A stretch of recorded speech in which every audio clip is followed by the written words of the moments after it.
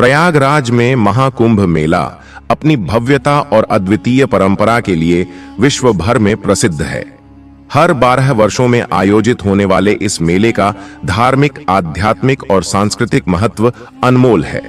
इस बार का महाकुंभ मेला और भी खास है क्योंकि यह 144 वर्षों बाद आयोजित हुआ है।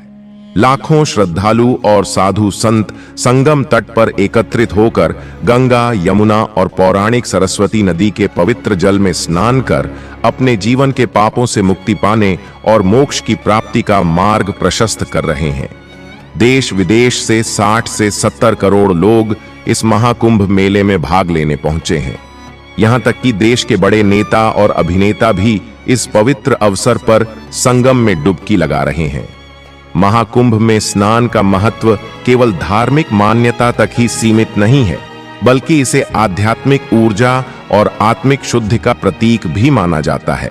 मान्यता है कि कुंभ मेले के दौरान स्वयं भगवान साधु संत के रूप में धरती पर आते हैं। इस मेले में नागा साधु, सन्यासी और विभिन्न अखाड़ों से जुड़े साधु संतों की उपस्थिति मेले की शोभा बढ़ाती है। इस बार के महाकुंभ में 10 लाख से अधिक साधु संतों ने अपनी उपस्थिति दर्ज कराई है। हालांकि इस बार की भारी भीड़ और अव्यवस्था ने कुछ चुनौतियां भी पेश की हैं। संगम तट पर रोजाना 5 से 7 करोड़ श्रद्धालु स्नान कर रहे हैं, जिससे आयोजन स्थल पर अव्यवस्था और भगदड़ की स्थिति पैदा हो रही है। पहले दिन ही लगभग 40,000 लोग अपने परिवार से बिछड़ गए। मेले के आयोजकों द्वारा बार बार अनाउंसमेंट के जरिए इन बिछड़े हुए लोगों को उनके परिवार से मिलाने का प्रयास किया जा रहा है, लेकिन भीड़ इतनी ज्यादा है कि कई बार यह कार्य कठिन हो जाता है। इतनी भारी भीड़ के बावजूद महाकुंभ में श्रद्धालुओं के खाने पीने और ठहरने की पर्याप्त व्यवस्था की गई है।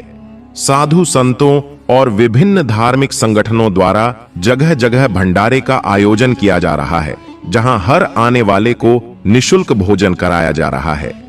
बावजूद इसके कुछ जगहों पर अव्यवस्था और संसाधनों की कमी का सामना भी करना पड़ रहा है। एक अप्रत्याशित घटना के दौरान सिलेंडर फटने से मेले में भीषण आग लग गई, जिससे कई साधु संत और आसपास के लोग प्रभावित हुए। आग इतनी तेजी से फैली कि आसपास के तंबू जलकर खाक हो गए। हादसे में कुछ लोग गंभीर रूप से घायल हुए, जबकि कुछ की स्थिति नाजुक बनी हुई है। राहत और बचाव कार्य तेजी से जारी है।